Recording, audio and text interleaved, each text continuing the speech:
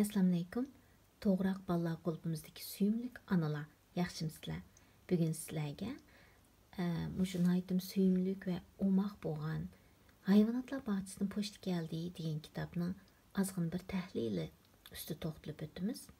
Bu kitobning avtori Rod Campbell. Bu kitob 1982 yil Tunji nashridan chiqqan va hozirgacha ham bolalarning, ham ota-onalarning eng yaxshi ko'radigan kitoblari orasidan o'rin olgan. Undaq bo'lsa nima uchun shundoq bo'ldi?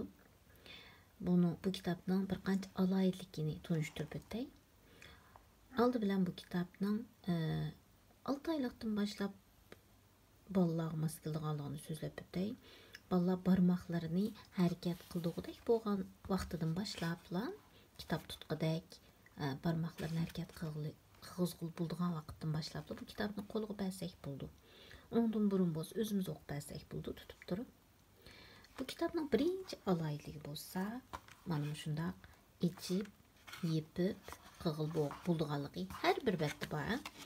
Buningda bo'lsa ustidan ostiga, buningda bo'lsa o'ngdan so'lga, buningda ustidan ostiga texnik yerlar bor.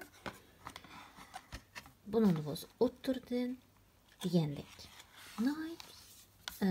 Omoqlaylangan har xil shakldagi pochta korobkalari bor.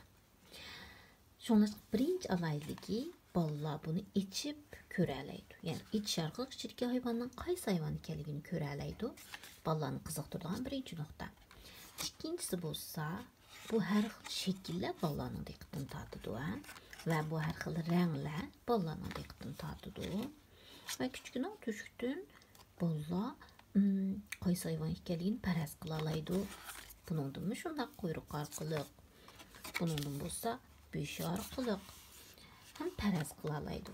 Bu nihoyatda cho'ng alohidligi.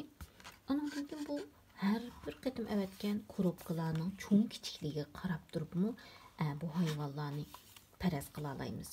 Masalan, bunchalik kichik bir korobkaga hargizmi pil sig'maydi. Ammo buning nima sig'ibdi? Bir tal poq sig'ibdi. Bu kitobning ikkinchi alohidligi bo'lsa, har bir betda ularning nima aytgandi degan gaplar takrorlandi. Ularning nima aytgandi? Ularning nima aytgandi? Bolalar kitobdagi shu bolalar kitoblarining, ya'ni kichik yoshdagi bolalarning kitoblarining eng cho'ng alohidligi bo'lsa takrorlanish. Kichik bolalar takror shunday o'xshash gapning takrorlanishini nihoyatda yaxshi ko'rdi. Bunun yana bir foydasi bo'lsa, bolalar shu takrorlangan gapni har bir takrorlangan vaqtda bir qatim puxtalaydi. Ularning nima aytgandi degan, masalan, pochtaxonaning bir narsa avatadiganini bila oladi va bu so'zlarni turmushda ishlata oladi. Takrorlanish orqali bir bolalarning psixikasi shunga muvofiqda mush takrorlanishni pek yaxshi ko'rdi. Yana bir takrorlanish bo'lsa, men uni qaytarib etdim.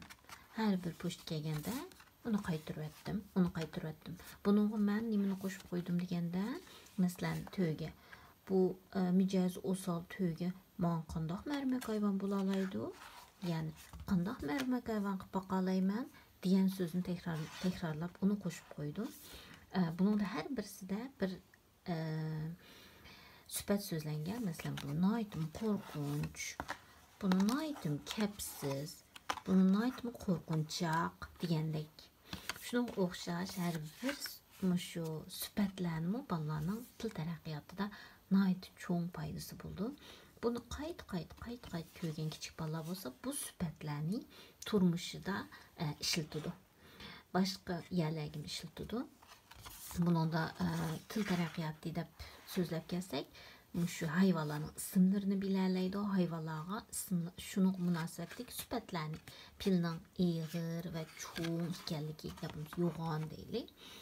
Zirofining uzun bo'yni bog'liqi, nihoyatda egiz bir hayvon ekanligi, shirning bo'lsa, nihoyatda vahshiy, nihoyatda yirtqich, nihoyatda g'azablik, shunday bir hayvon ekanligi, har bir hayvonning shunga mos kelgan alohidliklarni, bu sifatlarni o'rgana oladi.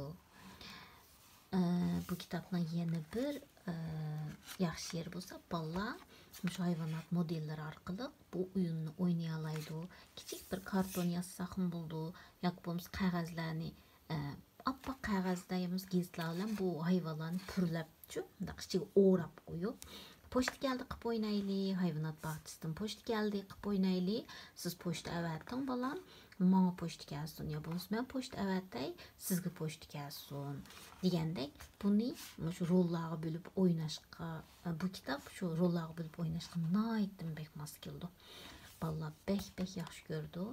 Şu arqılı ballarını til tərəqqiyatını aşıralayımız. Rolları bölüp oynaş arqılı. Bu kitap doğruluq muş yegici toxtlu bir deyli. Analar muş alaylıqlar asasen ballaq oqub əsək buldu.